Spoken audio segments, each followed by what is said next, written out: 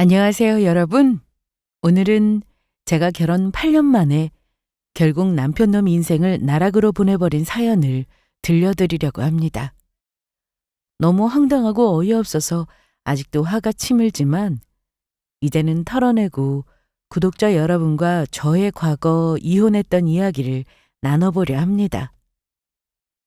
전 남편과의 사이에는 아이가 하나 있고 당연한 말이지만 아직 어려서 제가 양육권을 가져왔습니다.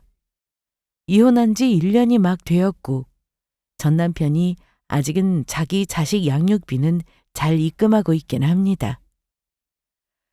아이 있는 분들은 아시겠지만 이혼을 결심하고 실행에 옮기는 일이 결코 쉽지 않습니다.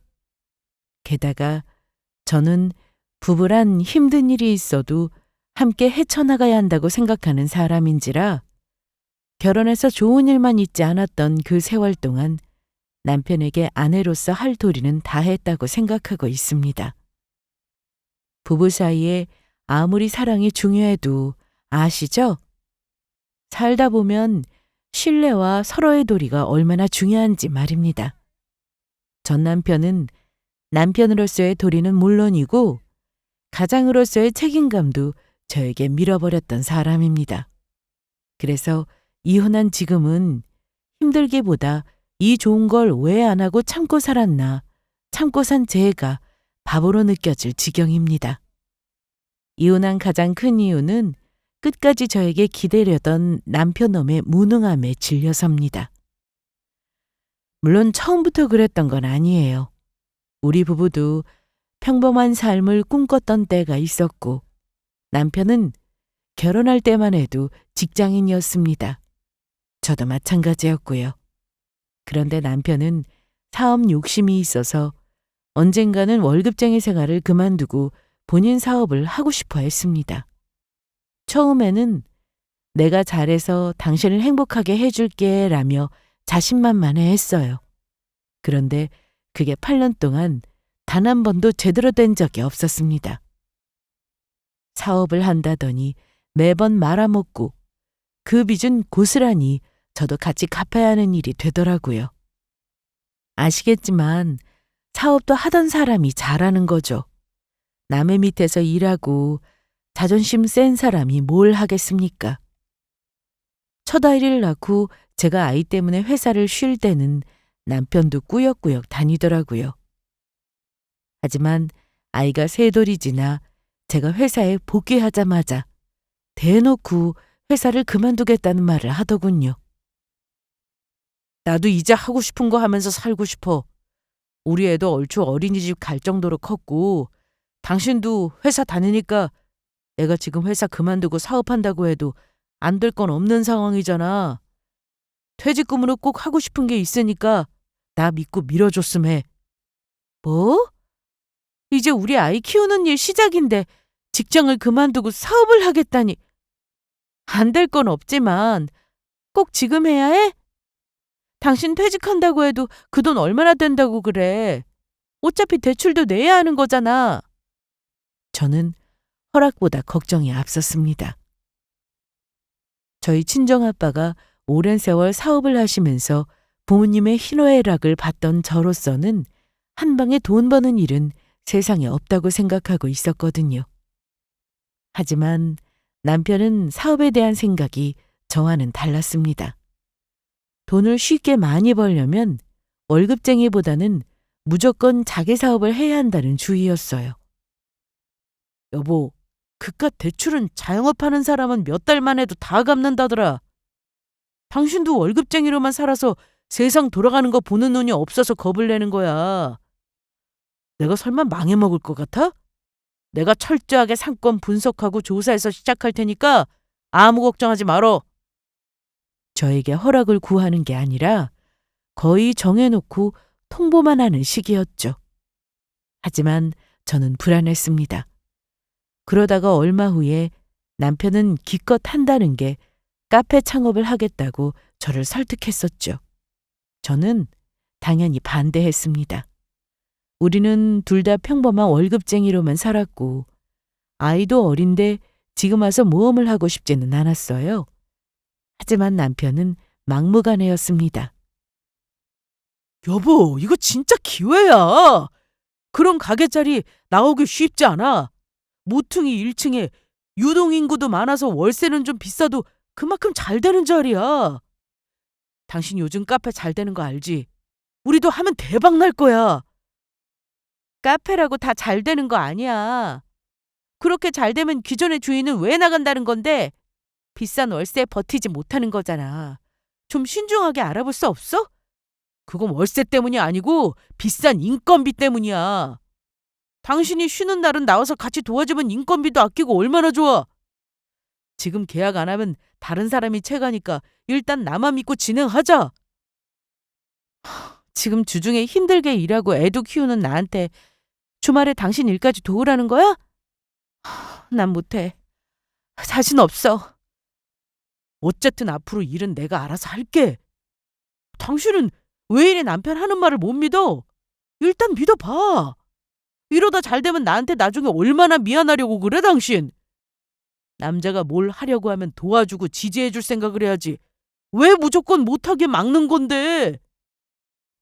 그렇게 남편의 자신감에 넘어가서 적금 깨고 대출까지 받아가며 카페를 열었죠. 남편은 오픈 준비부터 열정이 넘쳤어요. 메뉴 개발이다, 인테리어다 하면서 하루 종일 바쁘게 움직였죠. 저도 퇴근 후에는 나가서 도왔고요. 결코 쉽지 않았습니다. 하지만 잘 될 거라던 남편의 말과 현실은 달랐죠. 딱 2년 2개월 만에 모든 게 무너졌습니다. 그 카페 전 주인이 더 버티지 못하고 내놓은 이유가 있더라고요. 비싼 월세를 감당할 만큼 손님이 들어오지 않는 가게였습니다. 잘 될 때는 처음 오픈했을 때 잠시뿐이었어요. 그 다음부터는 제가 주말에 일손을 도우러 가도 할 일이 없을 정도였습니다. 여보, 주말인데도 가게 손님이 왜 이렇게 없어? 이래가지고 당신 생활비랑 월세 감당은 제대로 하겠어? 아니, 주변에 경쟁 카페가 너무 많아서 그런가 봐. 그냥 좀 더 버텨보면 되겠지. 한 몇 달만 당신이 월세 좀 같이 내줘. 힘들게 시작했는데 접을 수는 없잖아. 남편은 버티자고 했지만 결국 가게는 손님도 없고 운영비도 계속 적자였어요. 결국 빚만 떠안고 폐업했죠. 소식을 듣고 시댁과 친정은 참 상반되는 반응을 보였습니다. 가게를 폐업하기로 결정한 날 남편은 침울한 얼굴로 저에게 말했습니다. 잘 될 거라고. 큰소리치며 당당하게 회사 나와서 시작한 일이 뜻대로 안 되니 본인도 저 볼낯이 없었겠죠. 미안해 여보. 잘해보려 한 건데 경험이 너무 없었나 봐. 근데 너무 걱정 마. 나 절대로 여기서 꺾인다고 그만두지 않을 거니까 나 믿어줘. 당신한테는 면목 없지만 그래도 어떡해. 남자가 칼을 뽑았으면 무라도 썰어야 하는 거잖아. 그만해. 미안하단 말도 이제는 들을 기운 없어. 없던 빚만 늘었는데 내가 당신한테 지금 좋은 소리가 나오겠어? 뭘 더 하겠다는 말을 하지 말고 차라리 다른 방법을 고민해봐야 하는 거 아니야? 다음엔 뭐라든 지금보다는 더 잘할 수 있어. 처음부터 잘 되는 사람이 어딨냐? 사업하면서 빚 없는 사람이 어딨어? 이 정도 빚은 빚도 아니니까 걱정하지 마. 내가 다 알아서 할게. 저는 남편의 마지막 말에 더 이상 아무 말도 할 수 없었습니다. 다 알아서 하겠다는 말은 수백 번 들었지만 부부 사이에 각자 알아서 한다는 말이 사실 지켜지는 일은 쉽지 않으니까요. 원래 처음에 사업을 한다고 했을 때도 친정에서 걱정이 이만저만이 아니셨는데 폐업했다는 소식을 전해야 함에도 입이 차마 떨어지지 않았습니다. 엄마는 제 전화를 받자마자 좋은 일이 아닌 걸 눈치채시더군요. 어머 얘, 너 무슨 일이니? 요즘 힘들다더니 설마 김서방 일이 잘 안 풀리는 거야? 아, 그렇지 뭐. 오늘자로 결국 폐업했어, 엄마. 이런 소식 전하고 싶지 않았는데. 어쨌든 우리 시언니도 봐주고 여러 가지로 도와줬는데 엄마 기대에 부응을 못해서 미안해요. 아유, 그저 잘 된다는 소식만 들으면 애 봐주는 일도 하나도 힘들지 않을 것을. 그 고생을 왜 네가 다 하고 있니? 어? 김서방은 어쩌고 있어? 너 혼자 뒷감당 다 하고 고생하는 거 아니지? 몸 상할까 걱정이다. 혹시 힘든 거 있으면 엄마가 도와줄 테니까 너무 상심하지 말고 너 제발 네 건강부터 챙겨. 그 순간 울음이 터져버렸습니다. 엄마는 더 말을 잇지 못하시고 한참 동안 제 울음을 들어주셨습니다. 제가 직장 다니랴 애 키우랴 정신없으니 이래저래 생활도 도와주시고 아이까지 봐주시는데 그동안 남편은 우리 친정에 미안하다거나 고마워하기는커녕 당연하게만 생각했던 사람이에요. 그걸 생각하니 더 우라가 치밀어 올랐습니다. 하지만 친정과 달리 시댁에서는 폐업 소식을 듣자마자 한숨을 내쉬면서 믿을 수 없는 말을 하셨습니다. 예, 네가 남편 내조를 잘했으면 이렇게 쉽게 일이 틀어지겠니? 우리 아들이 처음이라 그런 것도 있다지만 이건 네가 뒷받침을 제대로 못해줘서 그런 거 아니냐? 아유, 한창 돈 벌 나이에 일을 어쩐다. 이럴수록 네가 남편을 잘 챙겨라. 제일 괴로운 건 본인 아니겠어? 제가 뒷받침을 안 한 게 뭐가 있다고 그러세요, 어머니? 우리 딸 친정엄마가 다 봐주시고 저도 가게 폐업하기 전까지 맞벌이하면서 일도 도왔는데요. 억울한 마음에 좀 격앙된 목소리로 말을 했더니 어머니는 오히려 저를 꾸짖듯 말씀하셨습니다. 그래도 당사자인 우리 아들이 얼마나 힘들었겠어. 절대 잔소리 하지 말아라. 안 그래도 힘든데 너까지 옆에서 잔소리하면 우리 아들 기 죽어서 안 돼. 너라도 남편한테 잘해주고 기 살려줘야지. 기 죽고 살고가 지금 문제예요? 현실을 봐야죠. 이 상황에 어머니는 아들 챙기라는 말이 나오세요? 어머니는 제 말에 약간 당황한 듯 했지만 끝까지 말을 굽히지 않았습니다. 집안에 돈이 없으면 그냥저냥 살아도 아픈 사람 있으면 그보다 더한 재앙이 없는 법이다. 돈보다는 건강에 사는 게 우선이야. 지금은 네가 조금만 더 이해하고 도와줘야 한다. 애도 어린데 이런 일로 설마 둘이 갈라선다느니 어쩌느니 싸우지 말고. 남편 없으면 너도 좋을 거 없어. 혼자 살 거 아니면 둘이 열심히 해서 힘든 일 헤쳐나가야지. 저는 시어머니 말에 속이 뒤집히는 줄 알았습니다. 도와주겠다, 미안하다. 아들 때문에 고생한다는 말은 기대도 안 했는데 저런 소리라뇨. 혼자 사는 게 차라리 낫겠다는 생각에 머리를 스쳤죠. 친정에서는 돈도 아낄 겸 차라리 당분간 들어와 살라는 말까지 하셨습니다. 하지만 남편은 처가살이는 또 죽어도 싫다더군요. 그리고는 또 다른 사업구상을 하기 시작했습니다. 지난번에는 내가 너무 고민을 많이 안 하고 가게를 연 것 같아. 아무래도 다음엔 더 잘할 수 있을 것 같은데 경험이 부족하면 누구나 그럴 수 있잖아. 다음? 그게 무슨 소리야?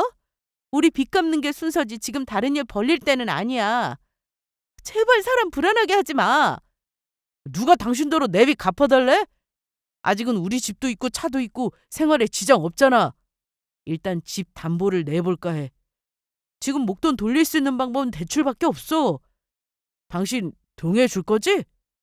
뭐? 집 담보? 당신 미쳤어? 지금 내는 이자도 감당 못해 허덕이는데 집 담보 대출 받으면 그걸 어쩌려고? 그러다 집까지 날려먹을 셈이야? 절대 못해줘! 왜 그렇게 부정적으로만 생각해?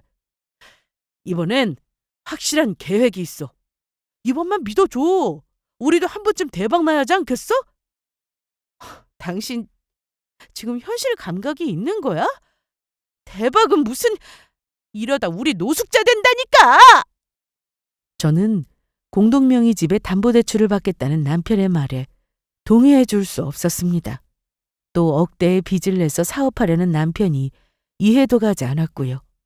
며칠 동안 매일 밤마다 집담보 대출 문제로 한동안 실랑이가 이어졌습니다. 내가 왜 반대하는지 몰라?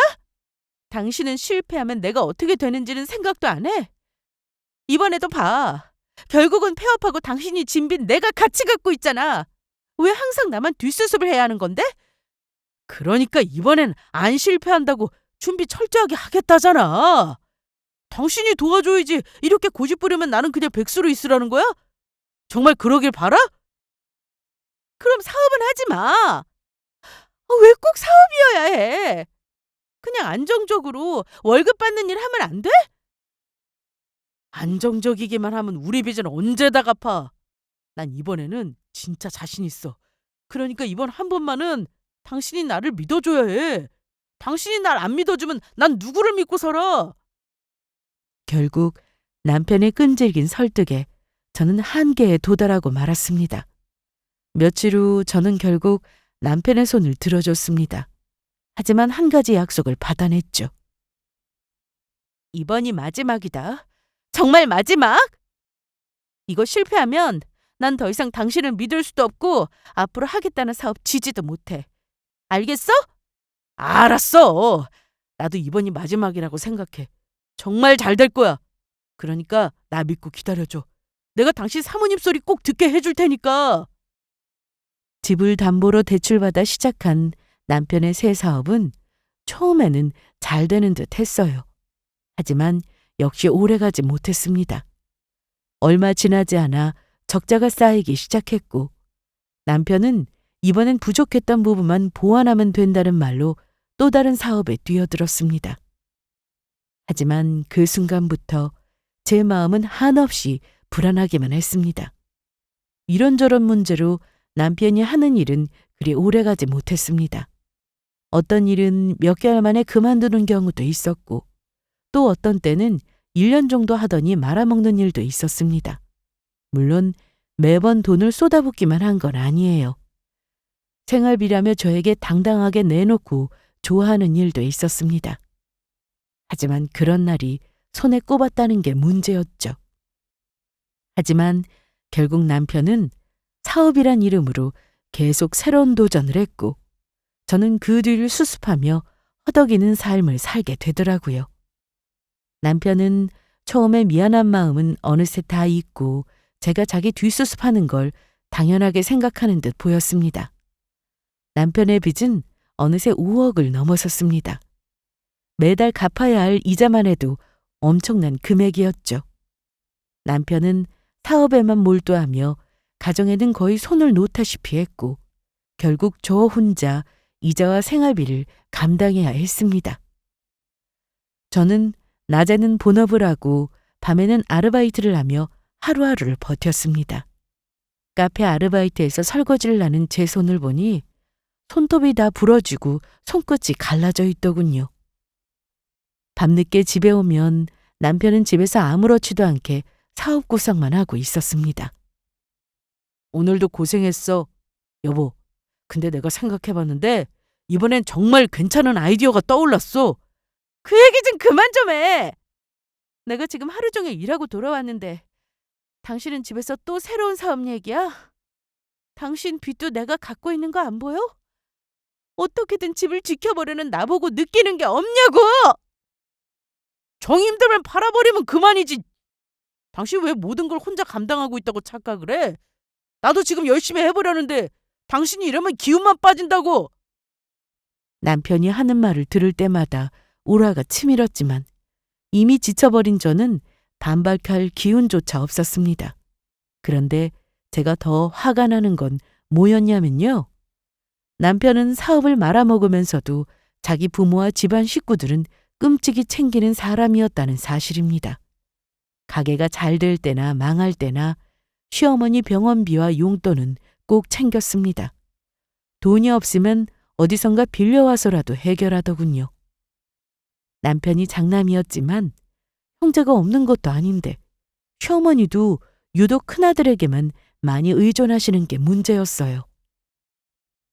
시부모님 병원비는 물론 어디 여행 가신다고 하면 용돈의 여행 비용을 어디에 빌려서라도 갖다 바치곤 했습니다.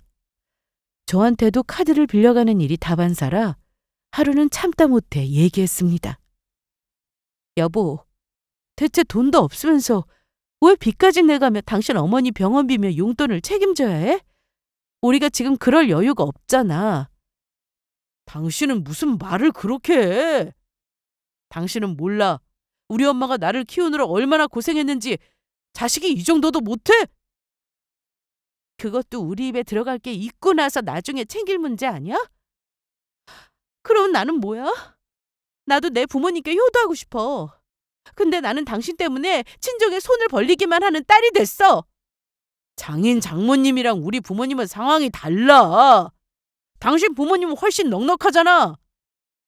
서운한 건 나라고. 그렇게 잘 사시면서 사위 사업하는데 큰돈 도와주신 거 하나 없잖아. 당신 같으면 안 서운하겠어? 남편은 오히려 처가 도움을 바라는 헛소리를 하더군요. 남편은 늘 아들로서 자기가 해야 할 도리를 강조했지만 정작 그 도리의 무게는 오롯이 저 혼자 짊어져야 했습니다. 기가 막힐 노릇이었죠. 가만 보니 어머니는 우리 부부 상황을 제대로 모르시는 듯 했습니다. 남편이 자기 상황을 잘 말을 안 하고 잘 된다고만 하니 어머니는 아들 말을 믿으신 거죠. 또 제가 아무 말도 하지 않으니 남편이 돈을 잘 번다고 철석같이 믿고 계셨죠. 남편은 그 말을 들으면서도 제 말을 제대로 듣지 않는 것 같았어요. 시어머니는 상황을 전혀 모르셨어요. 우리 아들 역시 대단해. 가게 일하면서도 병원비도 꼬박꼬박 챙겨주고 용돈도 주고 말이야. 거 봐라, 내가 뭘 했니? 마누라가 내조를 잘해야 남편이 밖에서 일도 잘 되는 법이야. 너는 좋겠다. 돈 잘 벌고 능력 있는 남편 만나서. 저는 어머니 말에 억지 웃음을 지으며 답했습니다. 네, 그러네요. 근데 어머니가 저는 더 부러워요. 자기 마누라랑 자식보다 부모가 1순위인 아들 두셔서 좋으시겠어요. 그러자 어머니는 저에게 못마땅하다는 듯 이러시더군요. 너도 우리 아들처럼만 하면 돼. 부부가 뭐니? 서로 위해주는 거잖아. 네가 남편한테 잘해봐라. 그럼 우리 아들도 자기 부모한테만 잘하려고 하겠니? 다 너 하기 나름인 거다. 속이 뒤집히는 줄 알았지만 차마 말이 안 나왔어요. 아니, 어떻게 저런 말을 아무렇지도 않게 할 수 있을까요? 남편은 본인의 무능함을 감추기 위해 시어머니에게 진실을 말하지 않았고 그 결과 제가 속으로 썩어가며 모든 걸 감당하고 있었던 겁니다. 한편 저는 친정 부모님께 제대로 효도는커녕 늘 도움만 받는 딸이 되어 있었습니다.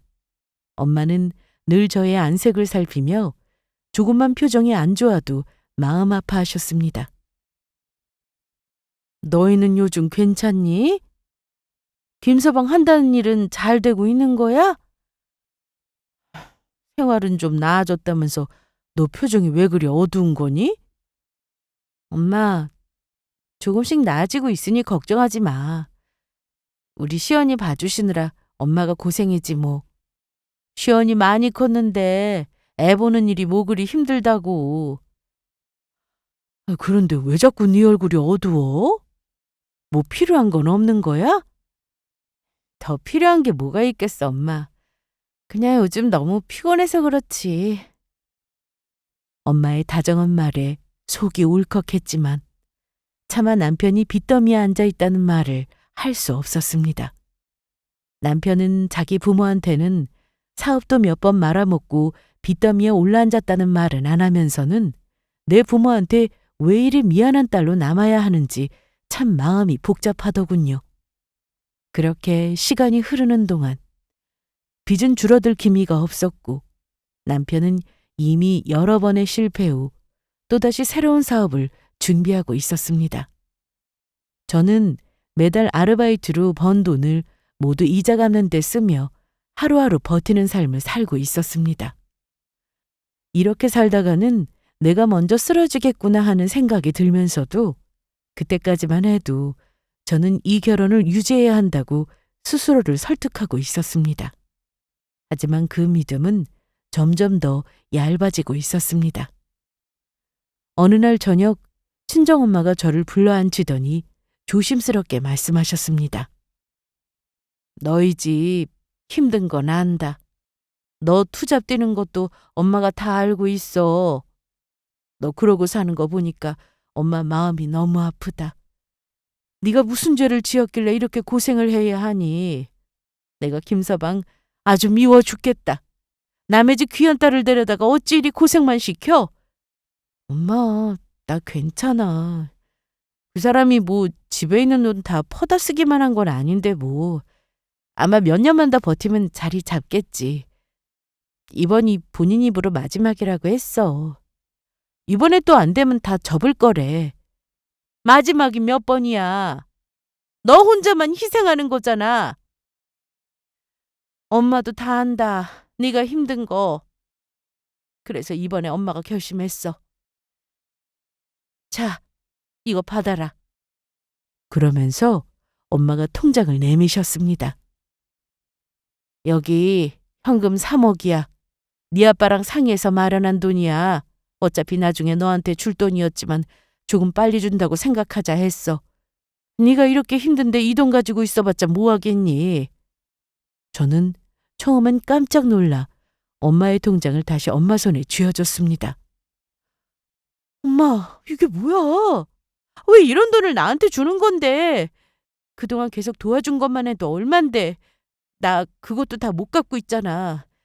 이 돈은 넣어도 엄마 아빠 노후 자금이잖아. 저는 엄마가 내민 통장을 보는 순간 눈물이 쏟아졌습니다. 엄마 아빠는 충분히 살만하니까 걱정 말어. 이거로 집 담보 대출 갚든지 생활 좀 안정시키고 그 이자 지옥에서 벗어나. 네 생활이라도 편해져야지. 더 이상 힘들어하는 네 모습 못 보겠어. 얼른 받아. 이 돈으로 너희가 빚을 좀 갚든 다시 일어설 수 있는 기회를 만들어 보든 해. 네가 망설일까 봐 이미 네 아빠도 동의했으니 걱정 말고 써.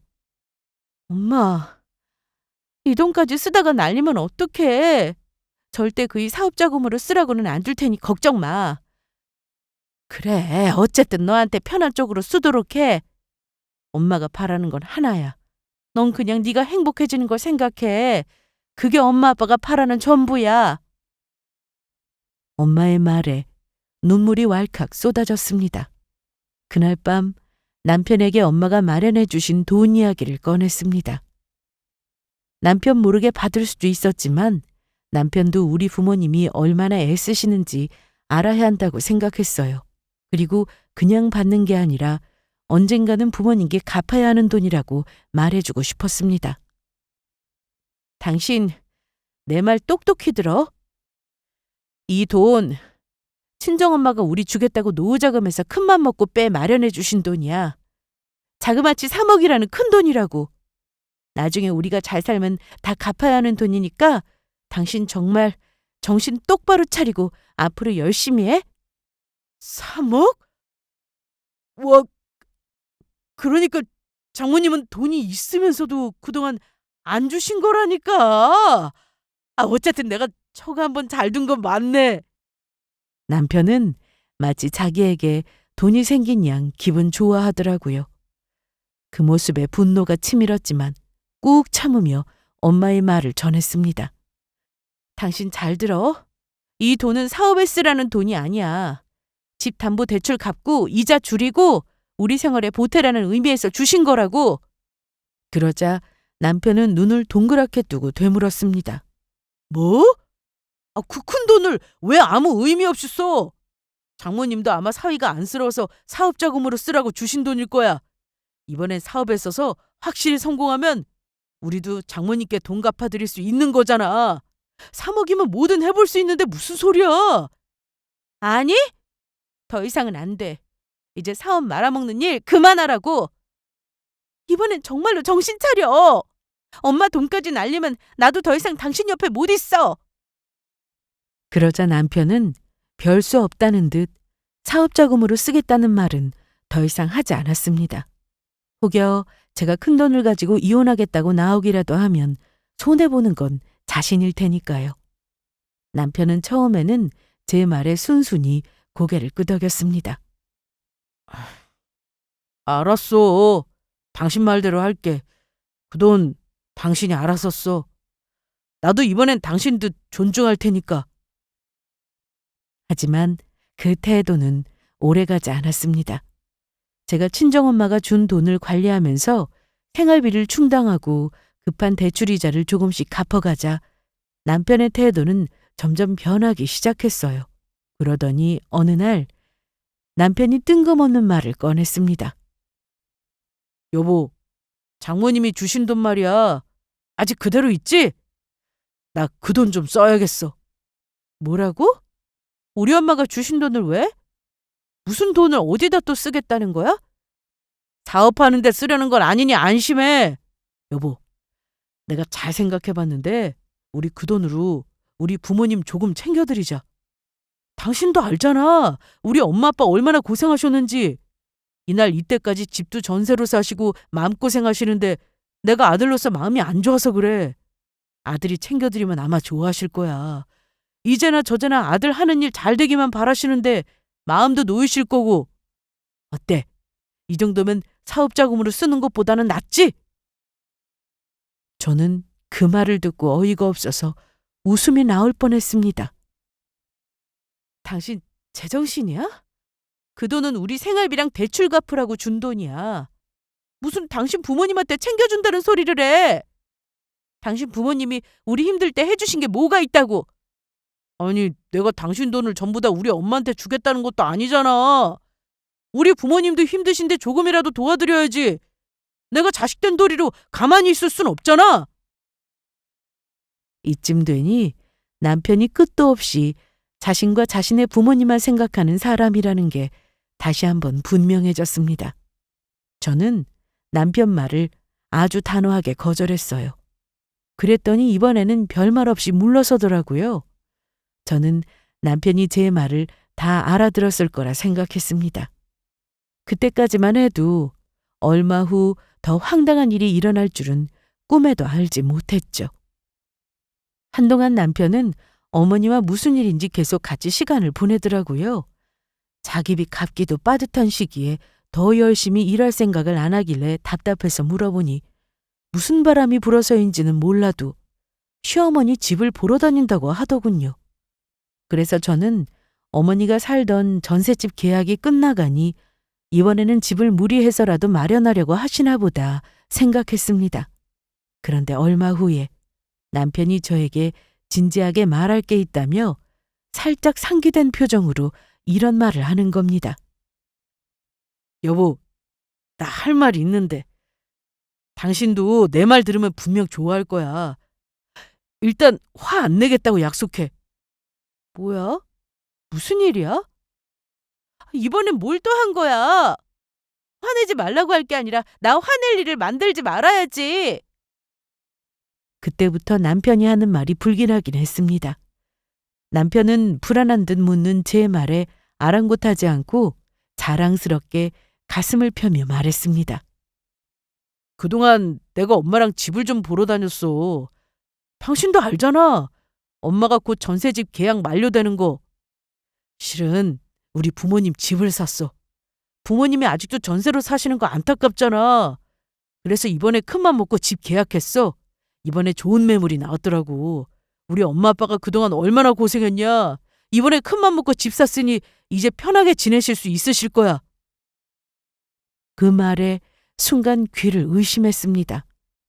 뭐? 부모님 집을 샀다고? 그럼 돈은? 전셋집 보증금으로 다 충당 가능하시대? 한두 푼 드는 일도 아닌데 왜 갑자기 상의도 없이 집을 계약했다는 거야? 그러자 남편은 너무나 당당하게 이렇게 대답하더군요. 당연히 잔금은 당신이 가진 돈으로 해야지. 그 돈을 써서 부모님 집도 마련하고 우리 나중에 같이 효도하자는 거야. 우리 부모님 집 사는 게 나만을 위한 건 아니잖아. 가슴이 철렁 내려앉는 기분이 들었습니다. 저는 귀를 의심했어요. 아니, 지금 5억 빚에 사업도 힘들다고 하는 사람이 왜 난데없이 자기 부모님, 시어머니 집을 살 수가 있는 건지.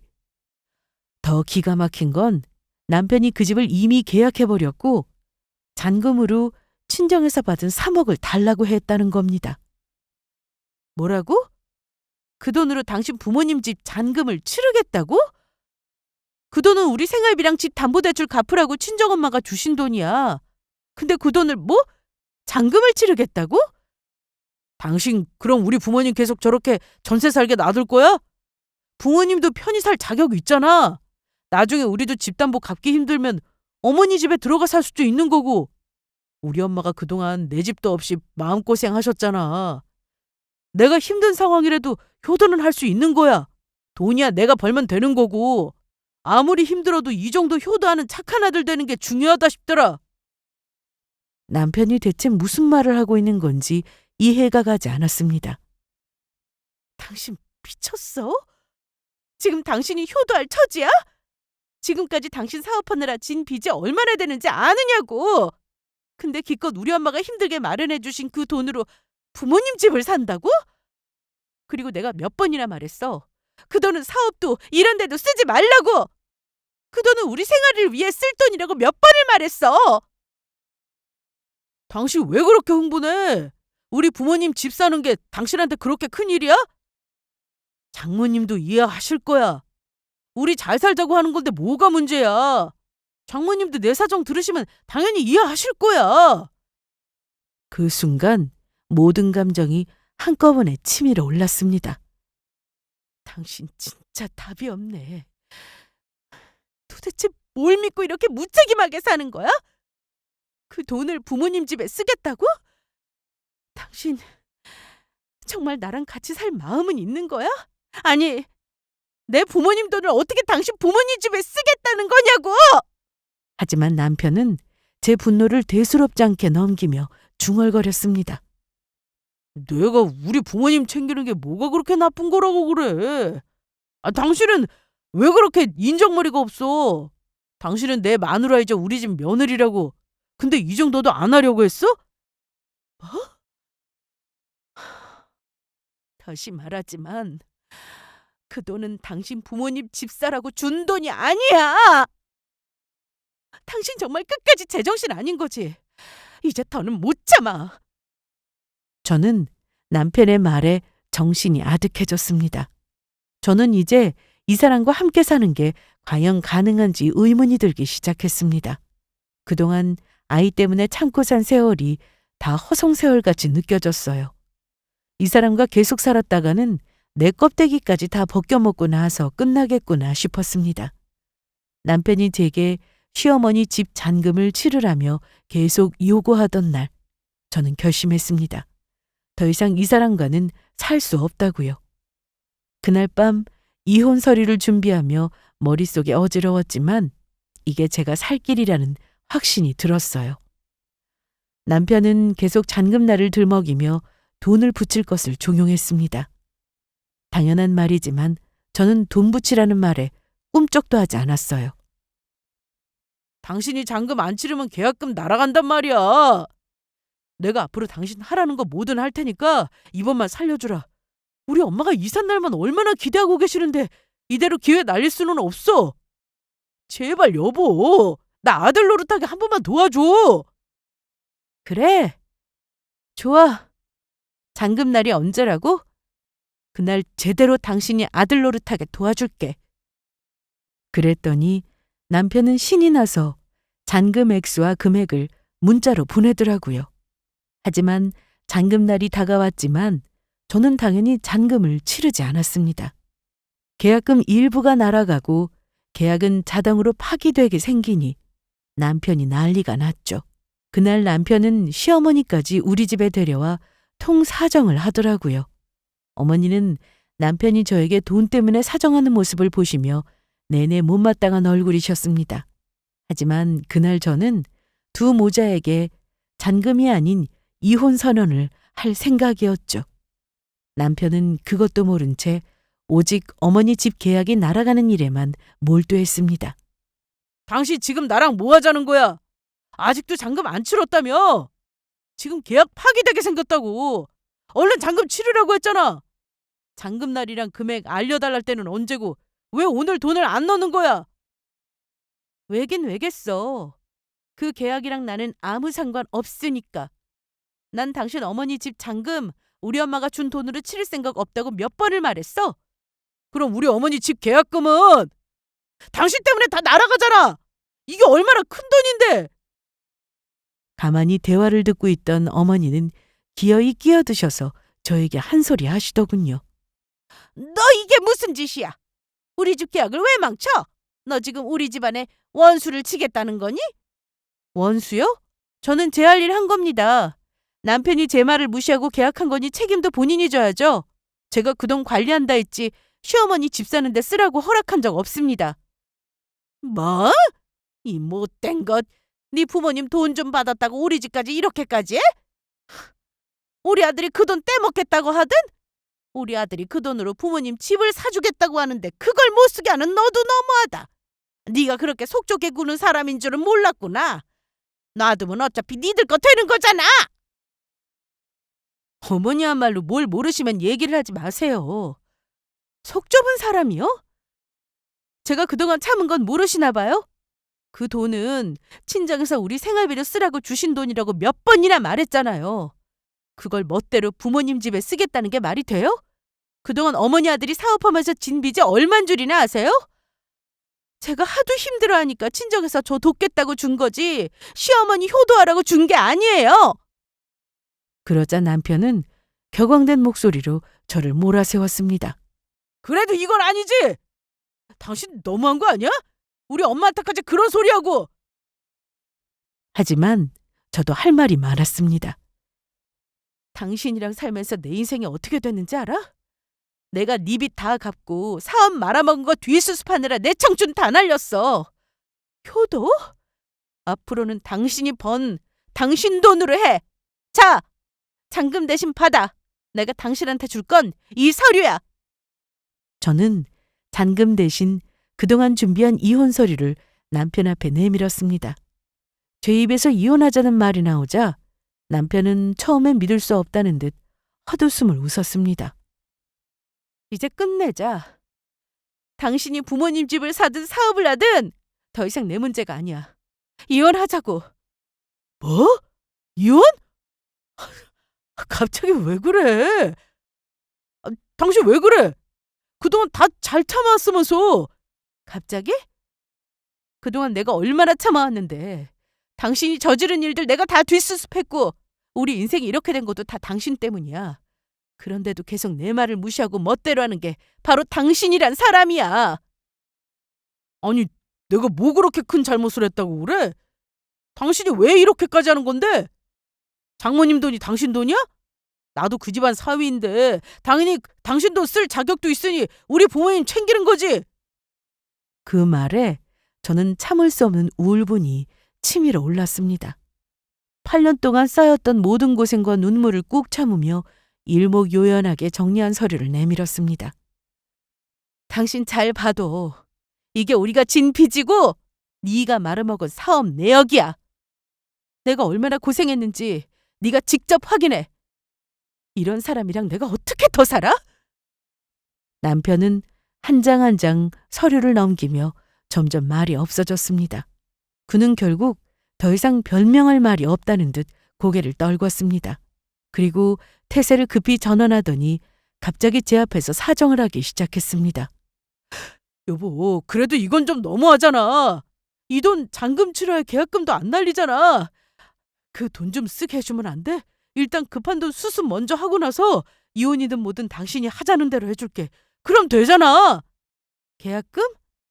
그게 내가 알 바야? 내가 그 집 계약하라고 한 적 있어? 내가 왜 그 책임을 져야 하는데? 그럼 우리 부모님은 어떡하라고? 이러면 내가 우리 부모님한테 뭐가 되냐고? 뭐가 되긴. 지금 당신이 어떤 상황인지 제대로 파악이나 해. 당신이 내 말 무시하고 멋대로 계약했다가 망쳤다고. 내일은 팔지 말란 말이야.